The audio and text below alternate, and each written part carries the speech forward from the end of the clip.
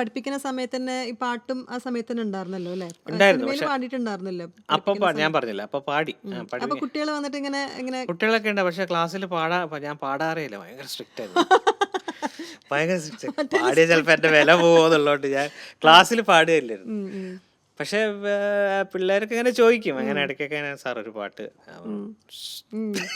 ക്ലാസ്സിൽ. അല്ല, പിള്ളേരെ വന്നിട്ട് ചോദിക്കും അടുത്ത പാട്ട് ഏതാണ്, അല്ലെങ്കിൽ ഈ പാട്ട് നന്നായി പാടി എന്നൊക്കെ പറഞ്ഞിട്ടുള്ള കമന്റ്സ് ഒക്കെ അത് വരാറ്. വരാറുണ്ട്, ആ, അത് വരാറുണ്ട്. ടീച്ചേഴ്സിന്റെ കോളേജിലെ ഇടയിലും ഫംഗ്ഷൻസിലൊക്കെ ആ പാടും. ഫങ്ഷൻസിലൊക്കെ അവ പാടും. പാടാൻ.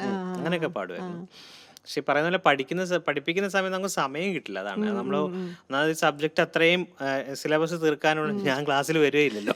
അപ്പൊ ഉള്ള സമയം പിന്നെ പഠിപ്പിക്കണല്ലോ. അത് മാത്രമല്ല, ഞാൻ കേട്ടിട്ടുണ്ട് ടീച്ചിങ്ങിലുള്ള ആൾക്കാർക്ക് വോയിസിന് നല്ല സ്ട്രെയിൻ അതാണ് ആണ്. മെയിനായിട്ട് ഞാൻ ഇപ്പൊ നിർത്താൻ കാരണം. പാട്ട് എല്ലാത്തവർക്കും ടീച്ചിങ് ഒരു 6-7 മാസമൊക്കെ ആകുമ്പോഴേക്കും അവരുടെ വോയിസ് പതുക്കെ വോയിസിന് എല്ലാവർക്കും സ്ട്രെയിൻ ആണ്. സ്ട്രെയിൻ ആയി തുടങ്ങും. ഈ പിന്നെ ഈ ഷൗട്ട് പറഞ്ഞ ചെയ്തിട്ടും ഞാൻ അല്ലേ? പറഞ്ഞില്ലേ, ഈ ചോക്ക് ബോർഡാണല്ലോ. അപ്പം വലിയ ബോർഡാണല്ലോ കോളേജിലൊക്കെ. വലിയ ബോർഡാണ്, നല്ല വലുപ്പം ഉണ്ടാവും. അപ്പം നമ്മളിങ്ങനെ ഒരു തിയറി ഒക്കെ പ്രൂവ് ചെയ്ത് കഴിഞ്ഞാൽ അതിങ്ങനെ ഡസ്റ്റ് ചെയ്ത് കളയുമ്പോൾ ഈ പൊടി മുഴുവൻ നമ്മൾ ശ്വസിക്കണം. ആ ഹാ ഹാ അതാണ് പല ടീച്ചേഴ്സിന് അലർജി ഉണ്ടാക്കുന്നത്.